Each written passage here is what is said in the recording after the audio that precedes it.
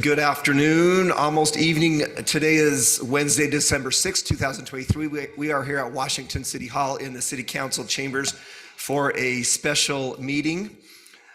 The invocation will be offered by my good friend, Rabbi Mendy Cohen from the Jewish faith. And Rabbi, if you would please give that announcement that we discussed as well. Yes. First of all, hello everybody. Do I look there or there? So we are actually having a very special event. The holiday of Hanukkah is coming up, or Hanukkah, depends how you want to pronounce it. Sunday night, everybody's invited. We're inviting the whole county to come. It's going to be at Tech Ridge, up where the old airport is. And it's going to be a menorah Hanukkah celebration for kids, for adults, and it's really exciting stuff. So I'd like to invite everybody to come, 5 p.m. this coming Sunday. And we're going to have the honor of the mayor coming to address us as well and help us light the menorah. So please join us. Okay. Honorable Mayor, lawmakers, ladies and gentlemen, please join me for a moment of prayer and reflection. Hanaisein teshua lamalachim, malchuscha malchus kalelamim. He is on high, whose kingdom is an eternal one, grants dominion to rulers. It is your blessing that we seek today as we open this session. The members of this honorable chamber are gathered here today to fulfill one of the 7 universal laws for all mankind, namely the commandment to govern by just laws. These laws known as the Noahide laws. There are 7 laws: to serve you alone and not to serve idols, not to curse in your holy name, not to murder, not to commit adultery, not to steal, not to be cruel to any living creature, and to govern every society with just laws. My mentor and spiritual leader, the Lubavitcher Rebbe, explained that these laws are the basis of the recognition that you, our God, are the ultimate ruler of all people and all nations. Avinu Shabashamayim, Father in heaven, may their sacrifices for the common good find favor in your eyes. May you bestow upon them your great blessing of unity, success, and clarity. We beseech your blessing, O God, that their efforts for our fellow citizens in our city meet with success. And may they contribute to the ultimate betterment of man and the ultimate betterment of our one nation under you and your 7 universal laws for all people. Mighty God, master of the universe, may they always remember their highest calling, the mission to make this world a better place, and may your will be evident in their every decision. Let us say, Amen. Amen. Thank you. Thank you, Rabbi. And know this, please share this with your congregation, that our thoughts and prayers are with you, with the Jewish community and the people of Israel. We recognize the difficult time, and it makes the event that you'll be hosting on Sunday all the more significant. And we look forward to being there and standing shoulder to shoulder with you and lighting that menorah. Thank you. Councilman Coates has agreed to lead us in the Pledge of Allegiance.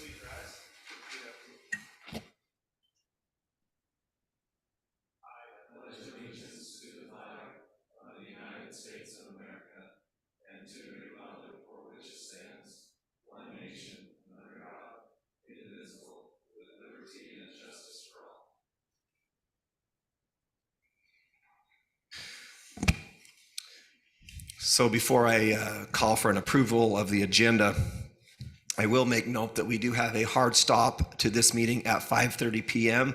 as the Planning Commission starts at 6 o'clock, and there is a certain amount of prep time for that meeting. I'll also make note that we will go into closed session as our last agenda item no later than 5:30, and would like to finish that by 5:50, as Councilman Henderson has the assignment to be here with the Planning Commission, and I have a responsibility at the Water Conservancy District this evening. So we'll just move right along, starting with a call for a motion to approve the agenda. So moved, Mayor. Motion by Councilman Coates. Second. Second by Councilman Martinson. All in favor? Aye. Item 2, declaration of abstentions and conflicts. Anything to declare? Seeing none. Item 3A is item 3, agreement 3A is consideration to approve a development agreement between Washington City and ARA Southwest Logistics Center. City Attorney Thad Sigler has been working very diligently on this, and we'll turn it to you to present to the council on this item.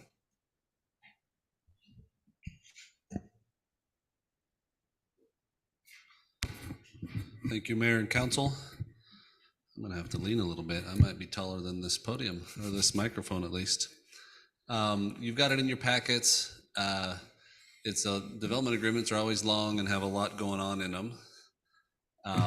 This one is required per usual practice with this type of a project. There's also certain elements of public infrastructure and public improvements that we would probably require it for anyway. You're aware of those, George Washington, not George Washington, Fields Road and its extension and improvement and a few other things down there. There's an interchange that we're hoping to get accomplished. And so we would require it anyway, but this one for this type of a zone change, but we also are requiring it because of the nature of what we're doing down there. Have you got any questions for me or want to review any of the provisions in particular in this meeting? Can you read all the pages through and go line by line? I've read them all through a few times. I would happily do that, but I would get expelled from the meeting.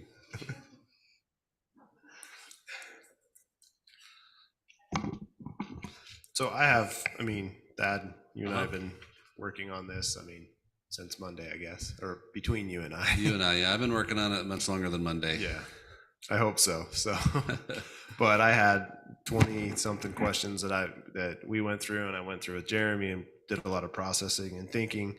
I think some of the things I just want to make sure that we're clear, and I don't know if we want to just have this as a fluid discussion with the developer and you, like they're kind of just the project itself, and you can jump in when you want or not. I have some things I just want to make sure we get on the record and understanding, so we understand what we're approving fully, and the council understands what we're fully approving on some of the stipulations that the council has to do versus what the developer's going to do and how it's going to be a good venture moving forward. So maybe just start with some of the things that are recognized in the development agreement that are required. I'll start with some of the unique things in this one, and then you can add and contribute everywhere you want, and I'll let you take the floor there. One thing that's unique here, and almost all of our PUD or planned development applications, is we like to see a phasing plan. This council always wants a phasing plan.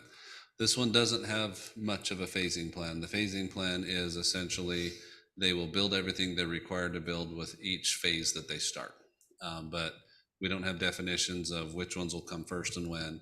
And the reason for that is this is a large project for large buildings. It's a very unique and a niche type of project. And what needs to be built is going to be a function of what the building is and what size it is and where it's located. What they're going to build and what size it is a function of which customers come and ask for those at first. And so they've asked that a traditional type of phasing plan, like we'd require for a residential community or a mixed use community, just isn't a very good fit for what they're wanting to build. And so in light of that, we've talked it through as much as we can, and essentially the plan is they'll build what they're required to build at each phase. Now, there is one fairly significant phasing detail, is they are required to build the public roads to full completion with their first two plats, or essentially their phase 1 and phase 2. And so those will be fully built out within the first 2. So does that say that? Because I saw that. It does, yeah. So those roads are mentioned that they'll need to be built out at that phase. But it doesn't say full build out. It says they'll be built. And so that's the question that I had is, okay, is this full build out or is just 3 lanes? Because when Jeremy and I were talking last night, it was just 3 lanes and then they'd come build on the rest as they go to build. They're widening, and maybe Bob can answer those questions. I think that explanation is accurate, and if Bob wants to give a better one here, he can. You want me to step aside? Yeah, I'll run the meeting. Bob Hermanson, Bush and Gudgel, why don't you come forward and answer the councilman's question? Go too far away. No, I'm just kidding. Yeah, I agree, Thad. Don't go too far. Yeah, this is just one component. So Bob with Bush and Gudgel, thanks for your time. We're super grateful to work for Washington City. You guys have been great. We've worked a ton on this. Obviously, everybody knows that. So the intent is that we will build all of Ara Drive, which is the east-west road that runs from the interchange over to the detention pond on the west side of the road, that we own in its entirety, everything complete. From The detention pond all the way over to the interchange? To the intersection in this Intersection. in this first phase. We will also complete in phase one is building 101 and 102 there on the right-hand side of the screen. We will also complete what the city doesn't build from there up to our phase boundary, which would be that entrance, the second entrance. I'm sorry, I wish I had a mouse I could point to there for you, but right above building 102 in that that intersection completed. I'm sorry, whoever's driving there. Oh, okay, sorry, Drew. So Ara Parkway, Washington Fields Road completed what City of St. George, or City of Washington does not build.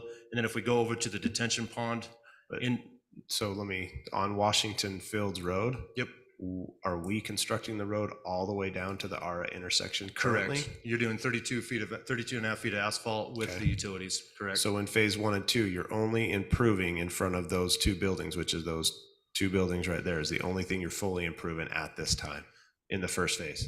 With ARA and the other road, all at the same time. Fully improved ARA. What we own, and let me just walk through the whole thing. Okay. Yeah, so where our buildings are, we don't own the south half of that road, right there where the white is on that south half. We're working with those two, there's two owners there, we're working with them, we're hoping to build all of the road in its entirety, but everything that we own the north half of the road. So we would build it all the way to that intersection, and then we're also gonna build all of Hilton running north again, north up to the existing aviation, which is the existing road now, and then all the way to that temporary turnaround as well. Now, half of that road is in Washington City, and the other half is in St. George. The aviation subdivision that just got recorded, it's already bonded for its full section, which is about it's about 1/3 of Hilton Drive. So all of it will get built, but then right here after the bend, we jump over to the split between the two cities. Yeah, right there. That little section right there, which is the same owners to the south, we're hoping that they jump on, which is Ed Burgess. It is what it is. We're working with him. That hopefully he will jump on board and we'll build all of that as well in its entire form. And then, so now if there's one more public road, if we go back to the intersection of ARA and Washington Fields Road, we also have the south section of Washington Fields Road. Now, there's also an important component to this. The north portion that you guys are building now is 106-foot right-of-way. Running south to connect into St. George, which we've coordinated with them as well, it necks down to a 66-foot right-of-way there. Currently, our plan is that we can go either way on this. We were gonna build that as we go down with building 104 and 106, because that is a public road all the way down. We were just gonna build it per building, but the complete road, because all of that's on our property. So we were gonna build those sections as we work down. If we need to, we can also build that entire road with ARA and the finish of Washington Fields Road and the other one with buildings 1 and 2. So the intent is all of those are phase 1, fully open. But not fully improved. Fully improved with what we own. So again, Okay, yeah, I get that. yeah. So You question, can only build on your own property. Yep. Thad, let's say that they can't acquire the property to do a full build out. What does that look like if they can't acquire it and they only have half a road built? What does that look like for us at the city?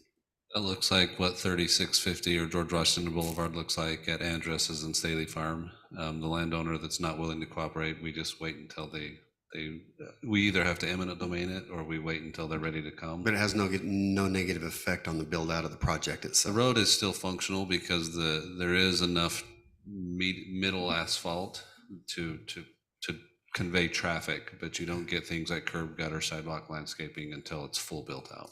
Okay. So not full built out doesn't mean there's not a road that can't convey traffic. It means the road's not fully completed and the beautifications and all the other things that happen on the peripheral. Thank you. Yeah, and just by comparison to add to that is that the full build out on Washington Fields Road is 68 feet of asphalt, and Ara Parkway is 65 feet of asphalt, and then we would be improving basically the north half with the utilities as well. So just the surface improvements to the south. The full build out of Washington Parkway is 68 feet of asphalt. Is that what you said? Yes, And that's the 106-foot wide right of way correct. until you get to ARA Parkway. And then it goes, yeah, And then it drops down. to 45. Yep, to match St. George. 45. So 45 is enough to do 3 lanes, even if you built half of it. So are you proposing to build what are you proposing to build on that 45? Just half of that for now on that section, because we got to work with the other property owner. So that section by itself is a little bit unique. That entire roadway, that it's a 66-foot cross section, is entirely on ours. It's on our property. So what we're proposing is when we have 2 options. Our current proposal is that when we build 104, so we wouldn't build it at all right now because we're not building those buildings at this second, is that when we build 104, we would build it to the first intersection and build the full intersection. Then we would then graduate when we went to 106 and then finish building the entire road down to the city boundary line. Because all of that is owned by ARA, all of that roadway.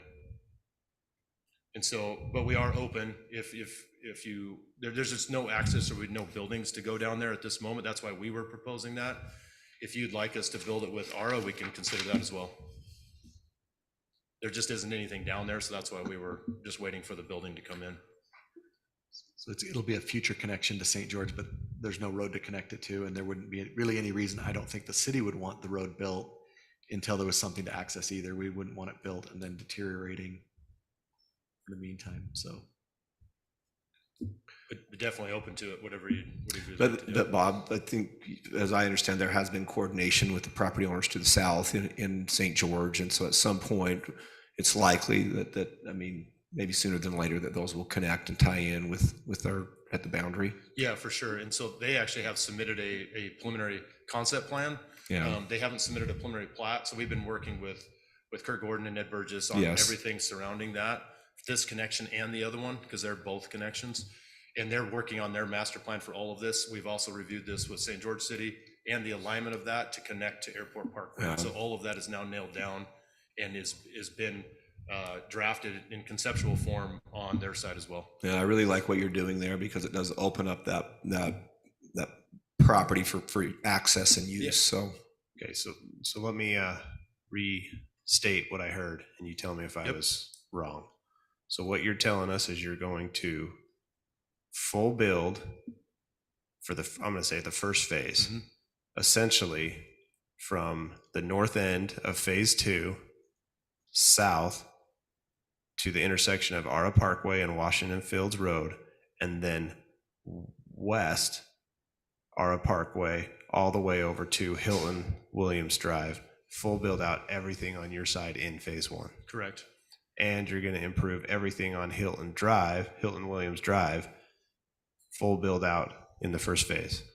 Except for the part we don't own, that little section right. and in is front. there anybody in the audience by the name of Hilton Williams? If so, please.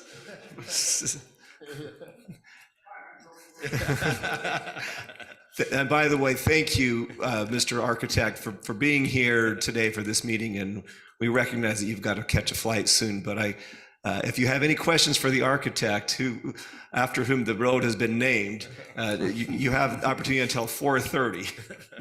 So.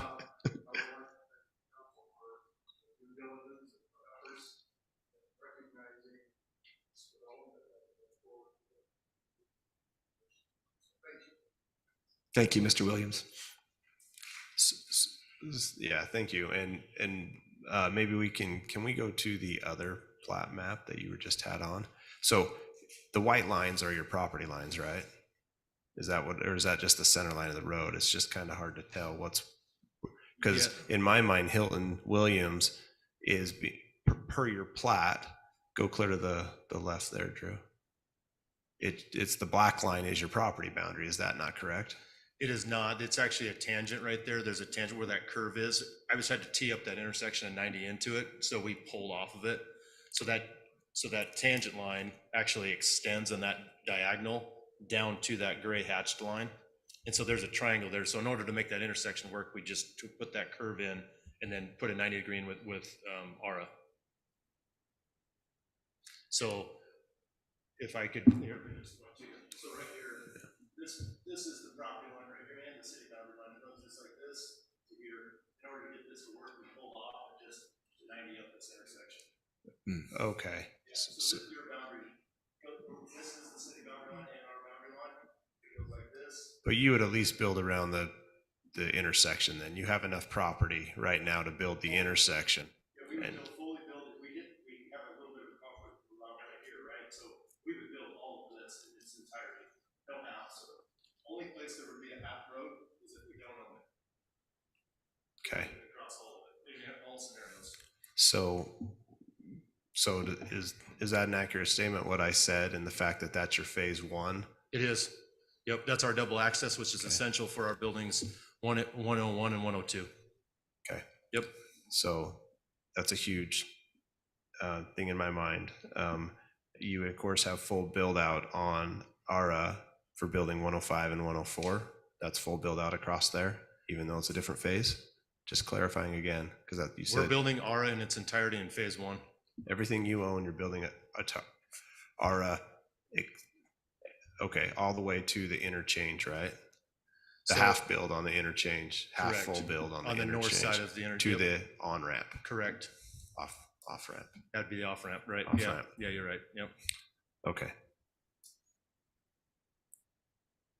So everything we own in the first phase for the public roads, except for on the south portion of Washington Fields Road going down by 104, 105, we're building it all with that. And so the intent there is that we'll be doing the underground on 101, 102. As soon as we get the mass grading handled, we'll do the underground so it can be under construction. We'll be doing mass grading. We'll be then building ARA and Hilton Williams and finishing Washington Fields Road, so that when we record those 101 and 102 plats, we're also recording the dedication plats that go along with ARA, all of ARA that we own, and Hilton. Yep. Okay. So this is my suggestion, because I don't think it's appropriate to build that section of road south of ARA Road until they go build phase 6 and phase 4. But if the St. George comes and builds a road from the south, I think at that point we should have to get that connection at some point. Is that something you're opposed to putting that in the development agreement, that that road be built if the road from the south comes up and connects? Yeah, we have no problem with that. That way we don't have a gap. Yep, no problem. Whether it needs to be in the development agreement or in the motion, whatever it needs to be. I like that. We're And trying to I keep think it that's, simple. it seems like that's always been the intent from Uh-huh. the involvement that I've had. Yep, and we, again, even That's if a there good was point, Councilman. if there was a discussion where we needed to do it now, we would be willing to consider that, but we agree, there's no The- sense to yeah, do it now. You need the use. Yeah, but if they have a connection and we want to connect, then so be it. Is that something you think you can add in fairly simple, Thad? I think it's simple to write. Development agreements with the back and forth, I wouldn't call that simple, but yeah, we can put it in the agreement, or you can put it in the condition of approval of the agreement. I think either one will work. And do you feel like your development agreement, I think the fact that we have it on the record and we make it part of the motion, you know, you could hold up plats in the future if they chose not to build it. So I don't know that it has to be in the agreement to go back and forth with the attorneys, but I think just the acknowledgement is probably enough. And then that we give you the opportunity to say, hey, we're not gonna move this plat forward until you do that because you committed to do it. Does that make sense? yeah, that makes sense. I just don't want to get in a fight later. But how would that be duly noted going forward? If it's in motion and it's on the record, how do we memorialize that? If you're inclined to pass the development agreement, but you want that term to be a condition on approval, you would just say, move to approve the development agreement on the condition that there are a parkway to, oh no, it's Fields Road to the south, be built as soon as the earlier of 104 and 106, or a connecting opportunity from St. George to the south. So who would place the note? Would the recorder make a note of it, or is that the building department, zoning? No, I'm talking legal? about the council. Whoever makes the motion would place that note. And then John will remember, if John reviews all of these, he'll know. Okay.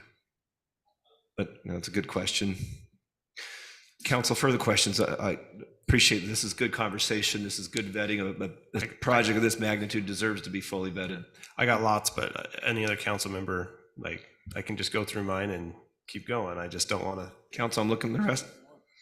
I have a quick question on water. In the agreement, it states that a normal amount of water for this project has been considered with what the city already has within within our system, and that's been accounted for. But if any additional water was needed, and I don't see that, then that water would need to come from the Water Conservancy District. Is that standard language in a development agreement, or is that something that has just come about because of our recent water situation?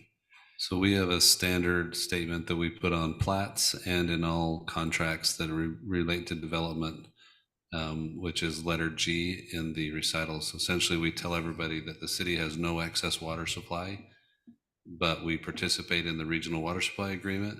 And we want the applicant and anybody else to acknowledge that if the city or the regional water supply agreement run out of water, they're on the hook for bringing water to satisfy that shortage, because we don't make any representation. We don't want anybody to believe that we've got excess water for them. It's either from the regional water supply agreement and the regional water system or them. Okay. And so, yeah, that's a standard that since I've taken this job, we've put on plats and in all development agreement. And that's what I contracts. understood, but just wanted to make sure it wasn't something that was different on this agreement. Nope, this one gets the same standard I've required of everybody for 3 years. Good comment, Councilman. Continue. So one of the other items that I felt was missing from this applicant is road sections that would address all these questions for me. And I'm hoping that we get that in the preliminary plat stage, that we can get all those roads, so that, because that was the thing I was looking for is, 106, 85. I mean, I'd go to our master plan because I don't see any sizes, but if we can get those on the next days moving forward, so we understand that, I think that's great. The next big item in my mind was the interchange, where it says in the development agreement, you will pay for the southbound off ramp at this time when it's needed, but there's no time constraint. Like when is that, when's that determined when you'll pay for that? You actually said you pay for the on-ramp too, if you can get the property acquired. Yeah, great question. Yeah, so we have started the process with UDOT. We have our consultant team is now completed. We have awarded that to Mainline Engineering to design the remainder of the ramps and the interchange. We have Stanley to do the inspection along with AGC to do that. And so we have that team. We have our kickoff. We had a soft kickoff meeting probably 2 months ago with UDOT, and we intend to start the full design process within 2 weeks. And we intend to the goal, if everything went perfectly, UDOT is what it is, but we would love to have our side, these ramps and stuff opened with this phase one. And so that's our goal, is to open up again, this is about marketing and being able to access these buildings. The best scenario is that they're open for these buildings to be used, to be marketable right off the bat. And so we intend to, our goal and it's calendared on our schedule is to plow forward the design now and build the interchange. We've also been working with the neighbor across with Port Haven, who's Paul Johnson. We are also, I'm representing them as well. And we are designing the entire interchange with the intent to build all of it with them contributing their half of the interchange as well. And so they've agreed to that. And so we're moving forward with the entire process right now. And so, yeah, and the intent is to have it open. And so we've been working on that for months as well. It's taken a long time to get through that, but we are well down the road, and we will be officially designing it starting in 2 weeks. Okay, so that's good. Yep. Still didn't answer my question, I think. What's that? The phasing, I understand you're going down that to do it and you want to do it. Yep. But I guess maybe it's a question for staff. Do we need a timeline to do it, or I guess it just affects your development, not us? So 2020, the spring, the first quarter of 2025 is where we are on the schedule. I don't know what else to tell you other than we're starting it to design it right now. And that's when we anticipate them COing those 2 buildings, which is the first quarter of 2025. Okay. So as the city sits today, we weren't able to identify a need for the city for that on-ramp at this time. So we didn't have hey, we want to connect this to George Washington Boulevard type of an interest like we have had on other interchanges. So this one's an interchange entirely driven by them, and we were comfortable with that being the timeline. It was they'll build it when they need it. And I think it was very clear that they are paying for it. And if they don't pay for the south on-ramp, that will be whoever that owns that property if they don't. So if they don't come to the table, I guess. So, okay. I see your notes. Go ahead. just going I through. mean, I can't read them, but I see you've got Well, I can plenty. barely read them, so. I don't know who can read them. One of the things I wanted to clarify, and I brought it up to staff, was there is a, you have to help me, Thad, find it, on the review process times. Yep, Which section was that? I'll get there for you. I think I want to put on the record is that we're going to do everything in our power to make it a smooth process, but there's no special privilege to anyone because we can't do that to other people. There's no putting in front of other developments, but we'll put you through the standard process. And I felt like the language was a little more, but Dad told me I was wrong, and that's okay because he's better at attorneying than me because I'm not good at all. It's paragraph 4.3. There's two paragraphs, 4.3 in succession. It's the second one. The language that it uses is the city shall diligently pursue. And so, yeah, there's nothing in there that says special favor or preferential language, but it does obligate the city to diligently pursue, applications as they're received. Yeah. So I think the statement is we're going to work with you and go through just the standard process we do with everybody. Yep. There's no special provision here, but we want to move things forward. We do that for everybody. I just wanted to, when I read that, I was like, well, why are we giving special privilege to one group over another? I don't want to hear it. And they told me that's not really what it says. It just says we'll do it in a timely manner. So, That wasn't, and I would agree with that. That wasn't our intent, and it was just specifically stating that just back and forth, that was it. It was not intended to be an additional, move us to the front of the line at all. Yep. and really, I'm just making it on the record. Yeah, So, you're good. man. You're good. Thank you. I gave you the wrong reference. It was 7.2, not 4.3. 7.2 and 7.3. So the other question on the roads was, every other road's going to be private between the buildings. Correct. And then the width I was told was between 45 feet of asphalt, and it's just not a standard private road because it's for an industrial use. So you'll Yeah. have to go a little wider than a, Yeah, great question. So if it's just backed up with car stalls and no truck access, or widths are 30 feet in the drive lane, anytime that it's a truck access, which is most of them, they're 50 feet wide. they're 30 feet wide on, For like, so if you go to some of those stalls there in the middle that have just these right here, where the intent is for no truck. They could look through here, but they're not trying to park, they're not trying to do the docks. This is 30. Anywhere we have trucks, these are 50. yeah, that's a parking lot though. So I get what you're saying. I'm saying the roads cutting in between the buildings, those are private too, right? Correct. And so what are the width of those roads? Yes, I think that I've got those. They're all 50. Now, when I say 50 feet, that's 50 feet of asphalt lip to lip. And Yes. then you got like, it's probably gonna be like 60 something. They're about 66, but there's the lot lines are gonna be on the center lines of the roads because they're not private roads, yeah. Okay. Yeah. Great. And I know this project's, we're trying to keep it kind of loose so you can get a use and build the building that they need Sure. as they go through. So I get that. So I'm open to that. I just want to make sure it's on the record that they are going to be private streets. So when someone says, hey, you need to make it public, we can say, well, the agreement was private, but I'm always open to looking at stuff. I'm Yeah. just, Yeah, good call. Yeah, thank you for that. and there's not too many of those. Most of them are parking lots anyways that I see. So. Yep. Okay. Well, like I said, I had 20 something plus, but my biggest thing was on the public infrastructure. Sure. Okay. So. In the phase.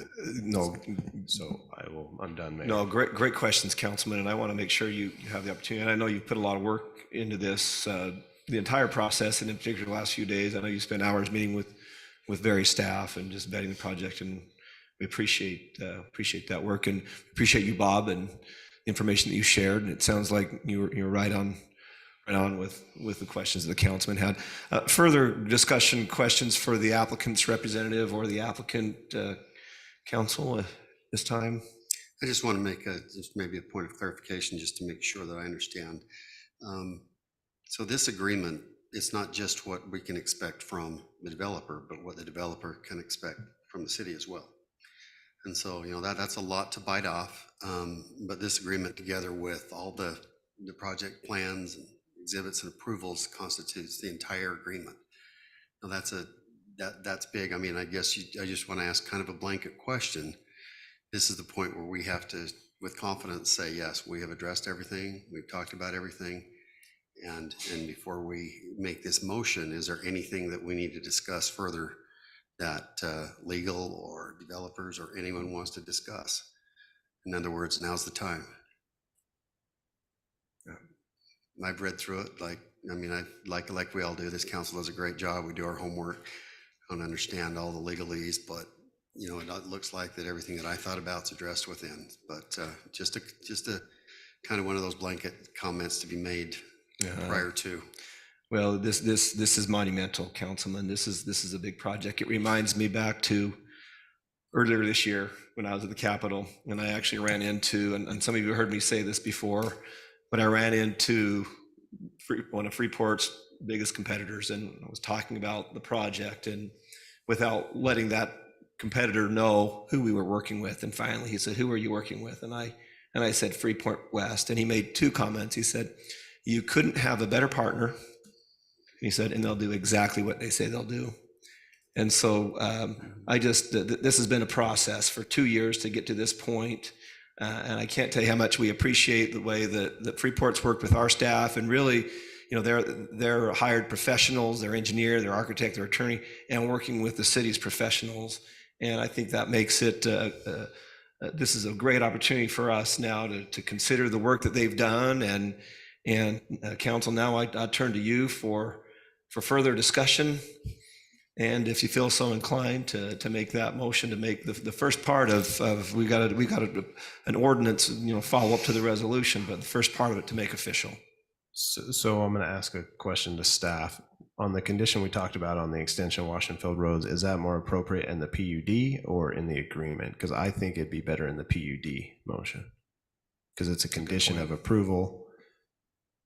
And then I would have a condition of the agreement being approved that it also has to have the PUD approved with it. Does that make sense?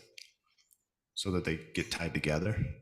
So when you say the PUD, you mean the zone change to PUD, correct? Yes. That's also on your agenda tonight. That's the next item. I like adding conditions from the council to zone decisions. So yeah, if you can put it there, that would be. But is it appropriate to have the agreement be contingent on the approval of the PUD zone change? The PUD zone change is the next item on your agenda. I understand that. I'm just trying to link them together so that the condition gets put kind of on the. Sure. Yeah. Sounds like you're ready to make a motion? Sure. Go ahead, Councilman. I'll make a motion that we approve the development agreement between Washington City and RS Southwest Logistics Center with the condition that the PUDC zone change request Z-23-10 is approved. Council, you've heard the motion. Any further discussion, or otherwise a second? Mayor, I'll second that motion. We have a motion by Councilman Coates, a second by Councilman Henderson. Let's go roll call. Martinson. Aye. Henderson. Aye. Coates. Aye. Ivy. Casperson. Aye. The development agreement is approved unanimously. We'll move on to item 4, ordinances. 4A, this is consideration to approve an ordinance for zone change request Z-23-10 from C3 to PUDC, located at approximately the east end of the St. George Regional Airport and to the west of the Southern Parkway. City Planner Eldon Gibb will present on this item. Eldon. Thank you, Mayor, Council. The requested change is from the current zoning of general commercial to a proposed PUDC. The name of the proposed development is RS Southwest Logistics Center. The general plan land use designation was approved several months back to PUDC category. The surrounding zoning is C3 to the east and west, and St. George City to the north and south. The PUDC request is for the purpose of developing the acreage into a commercial industrial distribution center consisting of 15 very large warehouse type buildings of varying size. The buildings will range anywhere from 186,000 up to 500,000 square feet. with a proposed 4.6 million square feet of total building coverage. This project will look a lot like the new commercial industrial area off of I-15 in Las Vegas, right off of the interstate. The exterior finishes are attractive and well designed, along with attractive landscaping being proposed as shown in the exhibits. Parking is an issue with a project this size, but only in a sense that if the standards as outlined in the current city code were to be strictly followed, there would be an unnecessary ocean of asphalt associated with the development. The applicant, along with staff, is proposing a more acceptable proposal due to the nature of the use of the overall project. These buildings will only be used to distribute distribution centers for a variety of different businesses, which means much less employees than normal type of businesses offer. There will be a large range of semi-trucks coming and going on a regular basis, but employee parking will be in limited numbers. The city's required parking for these 15 buildings would be approximately 6,841 stalls. But again, due to the nature of the business type, we are proposing a reduction of stalls to a total of 4,542. Aerial pictures have been provided in your packet showing an average day of parking at another location owned and operated by the applicant in West Valley City. It is very clear that the proposed 4,542 stalls will be more in line with city needs and for this development. Staff has no concerns with this proposal. The Planning Commission reviewed this request on October 18th, 2023, and unanimously recommended approval of Z-23-10 for the zone change request from C3 to the proposed PUDC, and that was on to the City Council based on the following findings and conditions as seen in your report. There is a video that we have prepared. We can skim through or highlight these exhibits, however you'd like to proceed. Council, you've seen the video. We're okay to pass on that. Questions for staff or the applicant or the applicant's representative? So one question I forgot to ask, and is the detention pond being built in phase one? Okay. And then I know there's some talk about potential future city park, but we'll just have to get in that to another time. So I like the idea of just having a grass field there, but for use, for even the workers that work around there have a place they can go to lunch and stuff. So I like the idea. Now we'd have to figure out all the logistics with not being a restroom and parking and all that, but I'm saying I'm really open to the idea of making a grass.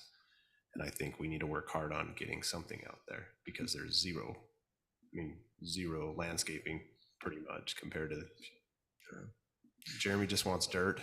And No, I made a joke. I said, right now, there's just dirt out there. Yeah, there's literally nothing out there. yes, So. but I just think it's a good use of a detention pond because it is a large detention pond. And I guarantee you, we're always looking for field space for stuff. It's something, I'm not saying a programmed, I'm saying just like practice. So know the kids would need it because we always need practice fields. Would like the applicant's representative or the applicant to speak to this? Bob Hermanson again, we're totally on board with the park idea, for sure. We thought about that as well. It's an extremely large. Can you go over to that, Drew? Show on the site plan where the councilman's referring to that so you can see the scope of that. Yeah. So what we're anticipating, we've actually even got to the point where we've actually done some basic layouts for a park in this area. As you can see, we're over 11 acres in this space. And the efficiency of the shape isn't great for the detention pond as you go north anyways with that. And so we're anticipating that we could maybe even come up with 3 or 4 acres. The only item is that deepens our pond, and it's already pretty deep with all these large buildings being as flat as they are.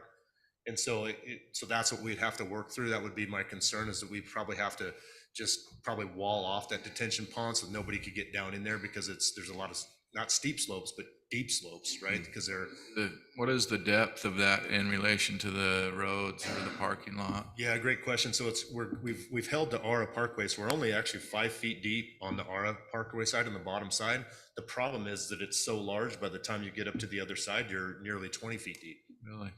because of the length of it. So you're saying 3 or 4 acres usable Up potentially? on the north, yeah, and so we actually laid in a parking lot, and you know, the Sullivan Park field, you guys know very well, is that your last field on the very end that has the pickleball courts in it, we can almost get that site identical in that site right there and just resize it. But what happens is we get a little bit deeper, you know what I mean, with the detention pond. And so I think that if we work together and come up with a plan to make sure it's safe, I think that we could get something in there really nice, honestly. I think it'd be fantastic, even more than just, a small practice field. I think it could be a little bit bigger than that. 4 acres would be nice. So the applicant and the city talked about this, I won't say quite a bit. We recognized it was a mutual interest that both sides were supportive of, but it also was pretty complex. So 10.7 of the development agreement indicates that this could become a city park, but I think the word future up there is probably the best way to describe it at this point. It's not ready for that yet, but it's something that we've talked about and we'd like to see happen. Even if we could work through that, I mean, our intent would be to work through that with you, with maybe there's a possibility to work with us on our building permit fees to work the costs out, and even to build it soon, build it on the front end. And as if there was a way to work through the gymnastics of the actual permitting fees to see if there was a way to credit back as they pull these obviously very substantial buildings and permit fees, to try to credit that back. Maybe we could do it on the front end or nearer the front end. So just open discussion, if that makes sense. I think it's good to have open discussion. I just want to voice and I know it's an industrial area, but I'm telling you, any field space would be utilized in this town right now. I love that, and I'm looking at Paul Walker from our Parks Department taking notes right there, and I can't think of a better guy to work with you and your team there. So good points, Council. Further discussion on the zone change from C3 to PUDC. Here, if I can just make a comment, my favorite document out of all of these exciting documents is the use list. I love looking at the use list, the possibilities of what can be done down there. I mean, that's just fascinating to me. 114 possible uses, and I enjoyed looking through that. So we're excited for this project. This is a game changer for Washington City and for the whole area. I think one of the goals of a lot of people in this area is to diversify our economy a little bit. Our economy has been so dependent on construction and real estate and things like that for so long that this is gonna bring in a lot of jobs. It'll be good paying jobs. And, you just look at this list and it's just fantastic. So we appreciate what you've done and the opportunity to work with you guys. It's It's great. definitely regionally significant, Yeah. not only for Washington, but for our area, our region. And it puts us in the same field with a lot of what we see in northern Utah. Mayor, I'm ready to make a motion as soon as you are. Council, we ready for that? Councilman Ivy. I'd like to make a motion to approve an ordinance for zone change request Z-23-10 from C-3 to PUD-C located at approximately the east end of the St. George Regional Airport and to the west of the Southern Parkway. Would you like to add the Can I add those conditions? condition? Go ahead, Councilman. Okay, so the condition added would be that the Washington Fields Road south of Aura Parkway would be constructed at either the construction of building 104 and 106, or if the roadway from the St. George parcels to the south is stubbed to the city boundary. Yes. At that time, it would be constructed. Whichever Can is you add sooner. the earlier of the two? The earlier of the two. Well said. And then the other condition, can I clarify something with staff? The only thing I didn't see in the development agreement was that Aura Parkway was being full built to the interchange ramps, because it says only from Washington Fields over. So I'd like to make a condition that everything on their property will be constructed full build out, or do we not need to worry about, because our phase one will take care of that? Well, they don't own all of our Parkway from their property. I'm saying full build out within their property. Okay, that is the understanding, so yeah. Okay, then I think I answered my own question because it is phase one. I don't think we need the condition. Okay. Because you have to build Cal- it to build that lot. Councilman, are you comfortable with the Yes. condition? Yes, with the first condition, the second one I'm understanding is not needed. Is that right? I talked myself out of it. Okay. Yeah. Yes, All I right, am. council, you've heard the motion with the condition. Is there a second? I'll second that, Mayor. I have a motion by Councilman Ivy, a second by Councilman Henderson. Let's go roll call. Henderson, Aye. Coates, Ivy, Aye. Casperson, Aye. Martinson. Aye. The zone change ordinance is approved unanimously. Congratulations. Thank you, Bob and Justin, and Brad, and appreciate you, Rusty, and all your work behind the scenes, and the entire staff. This has been a team effort.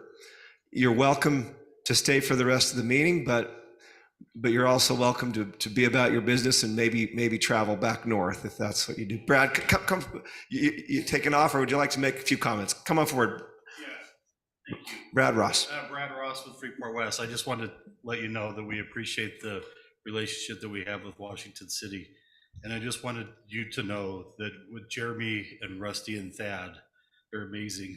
And they worked effortlessly trying to get this approved and work through the issues. And we're excited. It's a red letter day. We're excited to move forward. And I think probably in January, you're going to start seeing dirt moving. So with the mass grading and the remediation, but you've got a tremendous staff. And I just wanted to thank the council for making this happen. And we're excited for the next steps. So thank you. Well said. Thank you, Brad. We'll get the hard hats and the gold shovels out for the groundbreaking, okay? Item 4B. This is consideration to approve an ordinance amending City Code Title 2, Chapter 1, Historic Preservation Commission. City Manager Jeremy Redd. Thank you. I'm excited. I know this is what everybody came for. I'm glad we got that out of the way first so we get to the fun stuff. Item 4B is a modernization of our Historic Preservation Commission code.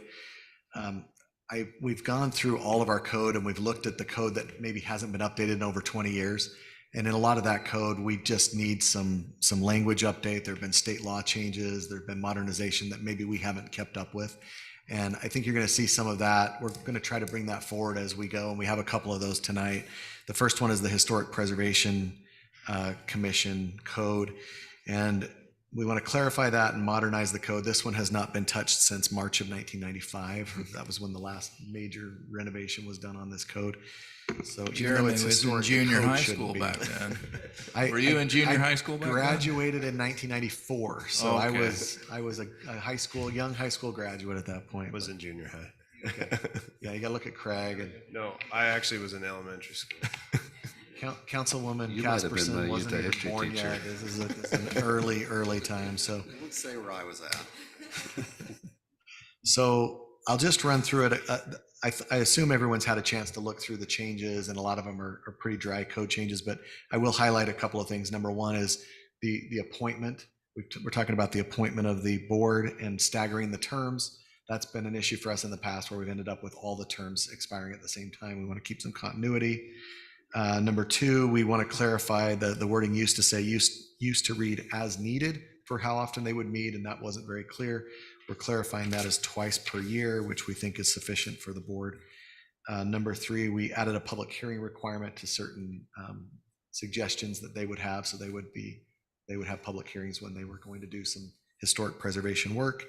And then, of course, number four, we just updated some of that preservation language to match state code and to modernize it to be more in line with what we're looking to do. So I think it gives the Historic Preservation Commission some clarity as to what we would like them to do and how we'd like them to do it. If you have any questions, I'd be open to attempt to answer those with the limited knowledge I have. So when I read through it, it all looks great. And one thing I was looking for as I read through it, there's always unintended consequences, especially if there's something that's designated a historic monument.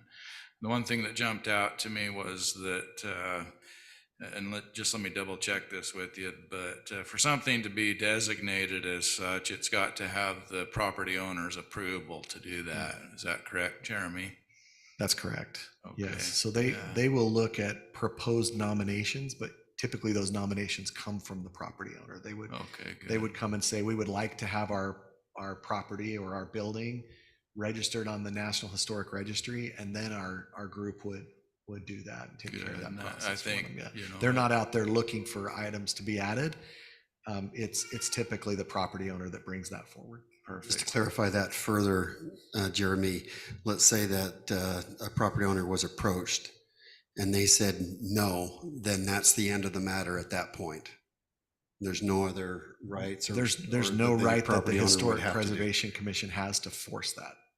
They do not have the The ability. property owner can say at that point, That's no, I'm not that's interested, correct. and it's the end of the story. That's And, correct. and I would just add for the record too, that this board, this Preservation Commission, it helps identify these parcels. That's the mission. And then it's a recommending body to this council. And so I think that's a clear distinction. And so I think there are some checks and balances, not only at the property owner level, as you mentioned, Councilman, but also with the council level. So I think it defines the scope well, and it appreciate the work that Jeremy and Thad have done. I know Tara's, their city recorder's been involved too, just modernizing code and really to help stagger that rotation so it looks a lot more like the Plan Commission or like the Power Board, so that they would meet here. And frankly, with the limited scope that the commission has, twice a year is sufficient. Councilwoman Casperson, do you have anything to add to this? You've had this for a few weeks now and have that assignment.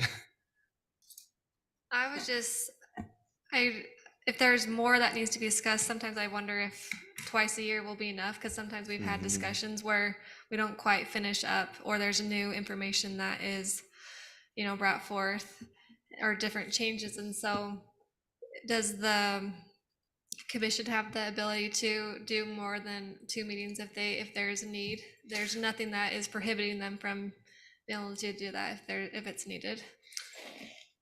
So typically our boards can call special meetings if necessary. So if there was a reason, say they just had their meeting and then somebody approached them the next week about having an item added, they wouldn't necessarily have to wait the entire 6 months. They could call a special meeting, but the standard really would be twice per year for them to meet, and unless they had special need. I'm comfortable with that then, if that is, because we have had conversations and then there's been new knowledge that has brought forth that, waiting 6 months wouldn't be, good to wait that long. So I'm comfortable with everything, and I really like it. Thank you for your work on this.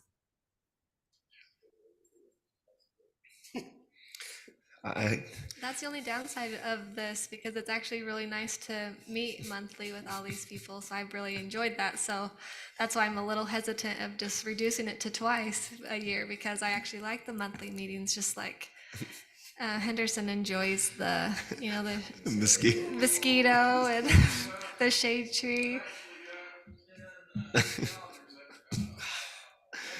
Disappointing. We'll set up an arm wrestle for the mosquito abatement committee assignment for next year, okay? I don't want to make him mad. I know, yeah, I think that. Well, I would make that motion if you're ready, unless anyone else Please, has anything to say. Councilwoman, go ahead. I'll make a motion to approve an ordinance amending City Code Title II, Chapter 1, Historic Preservation Commission. Council, you've heard the motion by Councilwoman Casperson. I'll second that. And we have a second by Councilman Henderson. This is an ordinance change, so we'll do a roll call vote, starting with Coates. Aye. Ivy. Aye. Casperson. Aye. Martinson. Aye. Henderson. Aye. The ordinance is officially amended.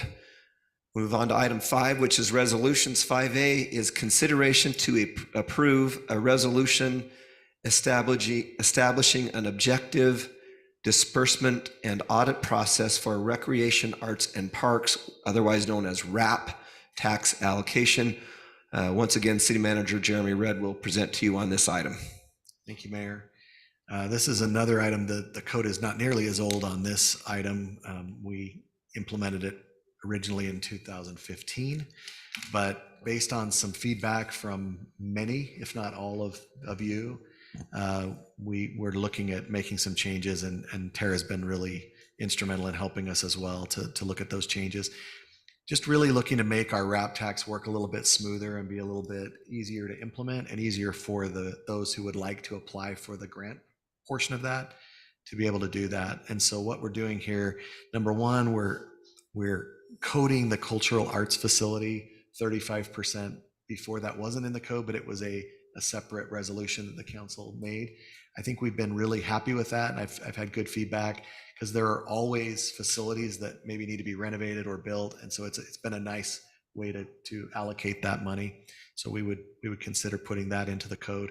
Number two, and it was always in the code, but we just want to reiterate this: if there were city projects that would like to use wrap tax funding, those will come forward in the budget process rather than as a wrap tax grant. It's always a little bit weird to have city projects be grants, because they don't really work that way. And then anyway, we'll bring those now in the budget process. Jeremy, what will they be? What will we refer to them as? Will they be They would just be in the budget, but we would identify them as using wrap tax funds using rep As the tax funding funds? source. as the funding source in the budget. And so if we had, And that'll be explained in the budget it would when be we in the approve the budget. Yeah. budget. Yep. Just like we tell you, this is going to be paid for with impact fees, or this is going to be paid for with this. We will identify that these are wrap tax. And when Brian and I do that, we'll break that out for you so you can see exactly what is identified as wrap tax funding. Number three, we would like to move to one application and disbursement period per year. And this would happen in March of each year. So March 31st would be the deadline. This is consistent, more in line with what other cities in our area are doing, and the county. It feels like once helps us to, number one, all of our applicants know when that deadline is. They all come together. So we're not trying to save funding for a second cycle, and we're able to look at all the projects together and review them in one pot. So that's helpful. It also helps us with our auditing.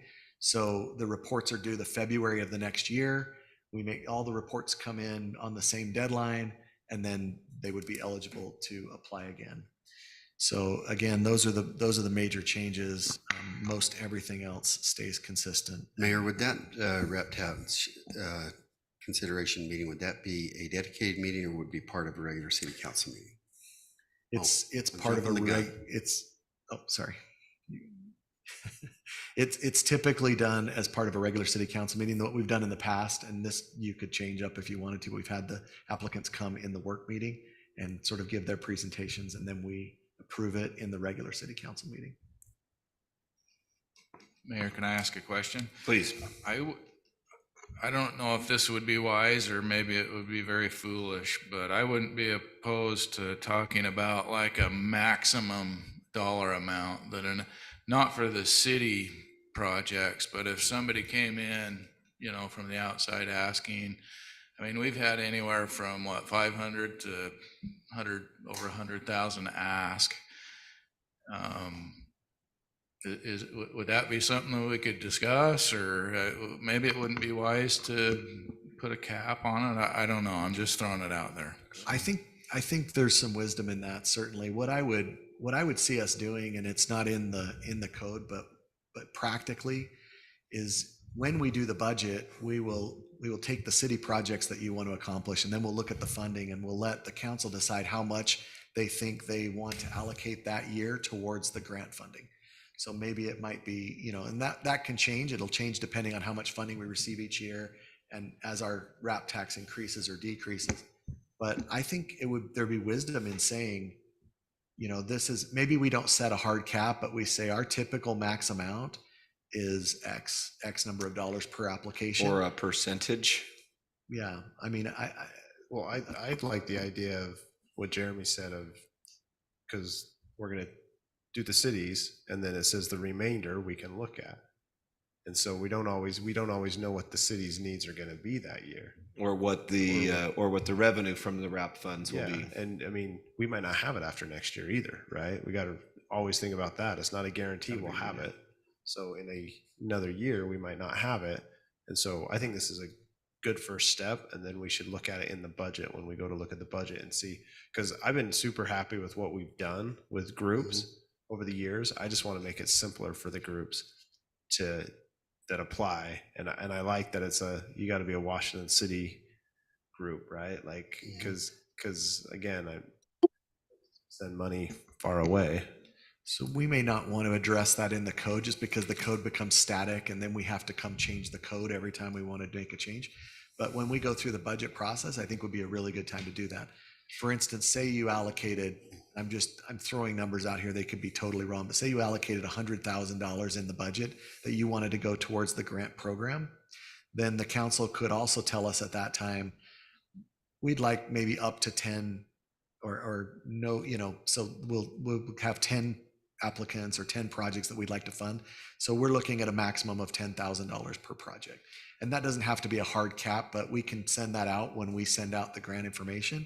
We can let people know for this year, there's $100,000 and we're looking for a maximum application. Jeremy, let's just to clarify, when you're talking Washington City, you're talking about the Washington City Corporation. And then when you have Washington City nonprofits, those are not what we're referring to when we talk about Washington City. It's the corporation itself. Yes. Correct? So Washington City is a not-for-profit corporation. We also have a foundation. I think what he's referencing is the Washington City municipal budget. We have a foundation that in theory has an account, but I don't know that we've ever allocated RAP Is Washington tax to City it. not a corporation? We're a not-for-profit And corporation. not for a profit corporation. So I'm looking at items like, say we wanted to, well, in the past, we've done maybe a pickleball court, or we're going to replace some toys at a park or a play structure, things like that. We would take off the top and then we would determine how much we wanted to fund into the grant program for other outside entities that were not Washington City. So I want to stay on that thread just for a minute here, and I hadn't thought about this until Councilman brought it up, but on 2E on the resolution under application process, it says a general summary of the proposed project as well as justification for how this project will contribute to the artistic or cultural development within Washington City and benefit Washington City residents. I think of a couple of examples of where we have funded organizations that aren't in Washington City. It seems to me that there was a group that worked with the Washington City Band, that we funded them because of the arrangement that they had with them with some minor funding. I also think of regional projects and where we continue to build hotels and we're starting to, capture more of some of the tourism tax dollars. I'm wondering how this would apply to Tuacahn, which we've historically funded, and I know the other cities within our community fund and put that on the wall there as you enter into the theater. Would that prohibit either of those organizations from receiving funding? Mayor, I guess in my opinion is, I don't know that we need to say it's just for Washington entities, but I think there has to be significant value and benefit to the residents of Washington. And I think that's kind of my question, and maybe that's a better question for Thad as a legal opinion on that. Would 2E would that prohibit us from being able to council, because the council is the one? I thought somewhere in there it said if it was a project that added sales tax. It's item 3B. I think it says, due to the limited amount of RAP tax revenue that will be allotted to Washington City, the funds awarded by the Washington City Council shall be limited to entities located within Washington City or which provide a significant tax revenue yeah. to Washington City. So that would be the hurdle? Is that how you read that? Is the hurdle? Located Is that- within. So that would open us up to, That's Tuacahn, not I a would say. change. That's Yeah. always been our code. And so our typical Either or. process is to Yeah. encourage Washington City businesses or businesses that are significantly Contributing, serving yeah. Washington residents or contributing sales. So tax with to 2E, I do see that. I think I think Thad had a niece that was a lead in one of the plays out there while they were living in Washington or near Washington. I know many of our residents are involved in, and thinking again of Tuacahn, are involved out there. I just would not want to limit ourselves from being community players to the extent that the council felt like that was appropriate.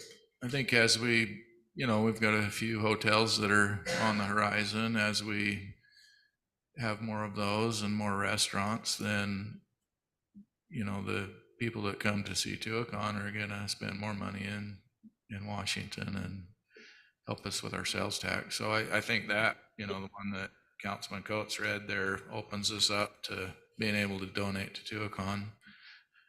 Yeah, we We'd want to like always to. be able to have the discussion. And I think that either or is a good way to go because, we will always have the ability to make that decision, whether, what we allocate and what we don't. Jeremy, will we refer to this going forward as a grant then? Well, we don't refer to it specifically as a grant, but we could certainly talk about the grant portion versus the budget portion, but it's all RAP tax. And essentially you're able to do anything that's legal within the code. So you can always sort of suspend your rules and do something as long as it's allowed in the RAP tax state code, you're allowed to do that. But this is our code of how we want to administer it typically. Mayor, if there were a situation that arose that, I don't know what kind of emergency this would entail, but if there were a group that we wanted to get some money to, let's say that we have a baseball team that needs some RAP money for a trip or something. That's in the summer. We've already had our meeting. Is there ever a situation where you would consider a RAP tax application outside of the March annual allocation? I like having the annual allocation personally. I do think we have some budget items for special things like that, some budgeted funding for that. So my preference would be to keep the process, and I think that's the intent Once of a the year. resolution.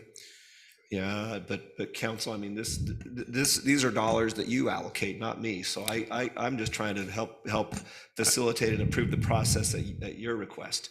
I agree with you, Mayor. Once a time we've done it twice, and I just think it'd be better to do it once a year and get those allocated with our budgets. Thad, do you have something to add, or are you going to answer my question on 2E? Yeah, your answer on 2E, and then I think there was good discussion. This is a resolution of the council, and then allocation of RAP taxes will also be by resolution. So this body really gets to interpret their resolution. And if you want to interpret that to include allowing, let's use your good example, right? Allowing them to come and request funds again. It's your discretion that determines whether you think it's a benefit to Washington City and should or shouldn't receive a distribution. So benefit within doesn't necessarily mean physically. It could be within the residents themselves or something like that. Yeah, so that 2E and then 3B, there's some standards in there, and this is the body that determines whether that applicant meets those, right? Okay. We do need to move along. Are we comfortable, council, with moving along on a motion on this? Before I do see Deb Bice and Melanie Olson from our Washington City Arts Council. Deb, do you want to take a minute or so and say anything add anything to this conversation, or you just want to give us a nod and a thumbs up that we're on the right track? Come on forward. And well, and I have to, if I get in trouble by the recorder if I don't have people speaking into the mic. Pull that mic down and tell us your name and give us a few thoughts here. Okay, first of all, for those of you who don't know me, I'm sure pretty much everybody does. I've been pretty vocal for Washington City, but my name is Deborah Bice, and I head up the Washington City Arts Council. And this is a passion of mine to bring arts to the city and to bring not only the arts to the city, but people to come to this city and to see what a great city it is. So getting back to Mr. Red's proposal, I think it's a good idea. I like the once a year. From us personally, we're an all-volunteer organization and try to get ready for 2 grant applications. It's really tough for us because we are volunteers. So I really like the end of March thing. The only thing our focus is, again, to bring money into Washington City. Yes. So whatever the council proposes, say if it's a Tuacahn or whatever, then I would ask, just because a lot of times I don't know, I would just ask the question, how do people who go spend money in St. George visiting Tuacahn, How do those tax dollars come back to us to help us? I go to Tuacahn. I love it. But you have to understand, I'm very selfish when it comes to Washington City. And I'm your biggest advocate. So that's the only question I would have, whether it's Tuacahn or another entity from the outside. I want those tax dollars to come back here to benefit our city. That would be the only thing that I would say. And I do want to thank you all so much for your support, because we have some big things planned for 2024. And I'm really excited to bring those to you at the proper time. Wonderful comments, and thank you for your Oh, contribution. thank you. We'll look forward to your application in March. Yes, thank you. Council, further discussion and/or a motion on the resolution? Make a motion that we approve resolution 5A, consider and approve establish the objective disbursement and audit process for the Recreation, Arts and Parks RAP tax allocation. You've heard the motion by Councilman Coates. Is there a second? Mayor, Can I say, I'm sorry, can I say something really quick? Before Yes. You asked for a motion The and motion's on the table. Further discussion is allowed. Okay, I was just, when it says, they've, since we've had those that have applied, they've already been giving their receipts and photos and other documentation to Tara, but up until, I haven't been able to see anything. And so going forward, I don't know if this was always in the resolution, but going forward, it'd be nice to see that documentation and receipts Mhm. that we've approved of for the prior year. And so I don't know if that, has anyone else seen the documentation? And so that's something I would like to see going forward, is just seeing what, once we've approved of an applicant, to be able to see, the receipts and photos and everything, before we look at the next batch of applicants for the next year. Does that make sense? That's a That great reminds point. me of something. Can I Yes, say Councilman. something? In here, it says that these entities would need to make an accounting of, I'd like to add the word detailed accounting to that, because accounting and detailed accounting are two different things. Councilwoman, are you thinking in the form of like an audit, that we would have maybe a certain amount of time after the allocations are awarded? That could bring it back to like a council meeting? Well, on 3A, it says in January following a calendar year in which RAP tax revenue was dispersed, each external applicant will receive a reminder prompt to complete a fund allocation audit. So if I can jump in here, this has always been a requirement, and we have diligently collected those, and I'm happy to share them with you. Sometimes I wonder how much the council wants to see. We've shared some of the pictures, and I know one time Shelley put together a little slide deck that I passed along, but if you'd like to see the detailed accounting, I'm more than happy to share that, but we do require that, and we have it for all the past RAP tax applicants. So are you saying a detailed accounting is the practice? Do we need to ask to amend the motion to add the word detailed? You certainly can. If you would like to have detailed in there, I don't have any objection to that. But Because the point is well taken, but it sounds like we're already doing that. It's just a matter of getting it to the council. yeah, and some do a more detailed accounting than others. So it depends on what we gave the money for. If we gave it for, one particular item that they were going to buy, they just turn in a receipt, and that's detailed enough for us. We can show that they spent the money. If they're doing an event, they might have, a balance sheet showing categories that they spent the money in, and then receipts. So it really depends. Some of them can be more detailed than others, depending on the use. And I'm fine with the language. I remember one of them came in and it was like, no accounting at all, basically. And I'm like, what'd you spend it on? And, so that's where I'm Yeah, getting. and I'd like to see, where did the money go? I would mention What that did you spend it on? having one per year makes the accounting a lot easier, because everybody has the same deadline. We collect all of the reports at the same time. Even if they turn it in, like they might get it in May, and the money, and they spend it on their trailer that they told us they would spend it on, and they turn in that receipt and they're done. We'll just hold all of that until January, and then we'll put together one report for you, and we Perfect. can certainly make it as detailed as you would like to look at. And that would be something, maybe, Mayor, that would be good to review prior, like if we did it in February of the year, if it was allocated in March, we did it in February in anticipation of the next RAP review. allocation, we can review it. sign it off, make sure, I would like to see it come back. Tara, personally. are you making note of that February, making sure that the detailed accounting gets to the council and on an agenda prior to that March allocation period again? Good points. Councilwoman Casperson, your thoughts on that? How do you feel about the responses that you've heard to your questions? Yeah, and so I will second the motion if that's possible. Fantastic. We have a motion and a second. And I accept the discussion in my motion. All right, where are we starting? With Ivy, Aye. Casperson, Aye. Martinson, Aye. Henderson, Aye. Coates. We've passed the resolution for the RAP tax. Moving right along, it's 5:20. 5B is consideration to approve a resolution requesting the recertification of the Washington City Justice Court. Thad Segmiller, you're up to bat once again. Thanks, Mayor. I think this can be quick. I'll just give an analogy. This is, our justice court's required to certify with the state, a lot like my bar license is required to be renewed every year. And in that, I have to make some statements and let the state bar know that I comply with, certain laws and requirements that they have for attorneys. And this is the justice court's equivalent. They only have to do it every 4 years.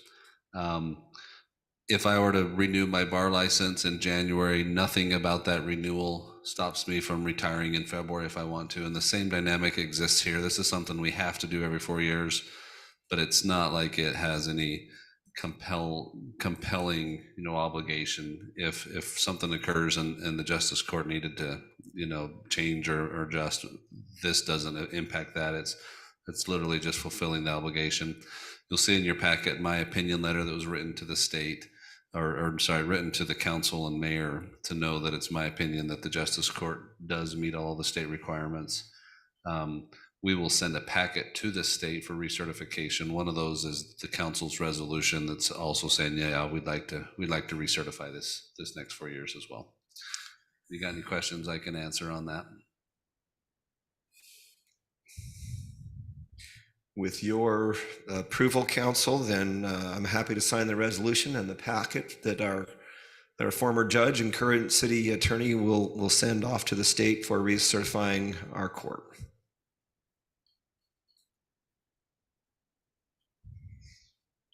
Anyone like to make a motion on that item, or is there discussion to be had? Mayor, I can make a motion that we approve a resolution to, what should I say here? That, Requesting? approve a resolution requesting the recertification of the Washington City Justice Court. Thank you, Councilman Henderson. I have a motion by Councilman Henderson, a second by Councilman Coates. We'll go roll call on the resolution, starting with Casperson. Aye. Martinson. Aye. Henderson. Aye. Coates. Ivy. Aye. The resolution is passed unanimously. I'll get my pen out after the meeting. 5C is consideration to approve a resolution authorizing a tax certificate and agreement for UAMPS, Payson Power Project, and related matters. We'll welcome Power Director Rick Hansen. Thank you, Mayor, Council. This resolution, UAMPS has identified a financial mechanism or means that we can reduce some of the costs for the natural gas for our Payson Power Project. And what it basically does is it is able to, through the tax code, take advantage of an opportunity to use the difference between tax exempt bond and taxable bonding. And it will result, initially, they feel like we can get a 7.5% decrease on our fuel costs, which will work out to about $3 a megawatt hour. Again, not a huge amount, but we'll take every little bit we can. So you had the information in your packet, the talking points from UAMPS. Probably the top bullet point is the main one, and then there's also language in there, or basically authorizing either myself or Jeremy to sign the tax certificate when that gets prepared. sometime in Q1. Again, the end goal is to save money. And then also in the future, we can probably, or we're anticipating moving this Steel Solar and the Red Mesa Solar output through this prepay arrangement as well, which will also result in some reduction on those costs. So you're saying it saves the residents of Washington paying their power bill, it saves them money?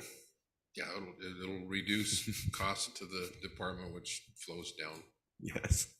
And the Power Board did review this last night and made a recommendation to the council to approve the resolution. Councilman Coates, you have anything to add on to that with that assignment that you hold? Any questions for Mr. Hanson? Probably not for Mr. Hanson, but he might as well remain there in case it leads into a question. Mayor, the only question that I have is that we'll have to expend funds for that prepay transaction. I don't know of any returns on my money that I'm getting 7.5%, but if we considered like investments or interest or anything like that, I don't think they'll measure up to that amount, but I think it needs to be discussed to make sure that that is the very best way to use those. The 7.5% is not an interest rate. It's a reduction in what we pay. No, I understand that. What I'm saying is that if the city were to invest the money and not do the prepay transaction, does the city gain money or not by considering other investment opportunities for the same amount of money? Yeah. I'm sure it's been thought about. So this is a transaction, the city isn't making the payment here, it's purchasing group UAMPS is who would issue a bond that would be a tax benefited bond if this council authorizes their purchasing group to issue that bond. And so UAMPS is going to buy power for us either way. This would be you as one of the members, equity members of UAMPS, telling them we approve you issuing tax benefited bonds. And so that would just mean that your buying group would be paying with cheaper money than they're going to pay if you don't approve it. Okay, good clarification. Good. I'm good with it. Yeah, but I love the question. It's good to vet this. Further discussion, further comment? If not, I'll entertain a motion. Mayor, I'll make a motion. We approve item 5C, approval of the resolution authorizing a tax certificate and agreement for UAM's Pace and Power project and related matters. We have a motion by Councilman Coates. I'll second that. Second by Councilman Martinson. Go roll call. Martinson. Aye. Henderson. Aye. Coates. Aye. Ivy. Aye. Casperson. Aye. This passes unanimously. Thank you, Rick. Thank you, and I'm impressed. You got 2 minutes left. Keep up the good work. Item 6A is closed session for the purchase, exchange, or lease of property. Would someone do the honors of making a motion to that effect? So moved. I have a motion by Councilwoman Casperson. Is there a second? Second. Second by Councilman Martinson. We've got to go roll call on this for 2/3. Henderson, Coates, Ivy, Aye. Casperson, Aye. Martinson, Coates, Martinson. Aye. We'll be quick. We will adjourn into close.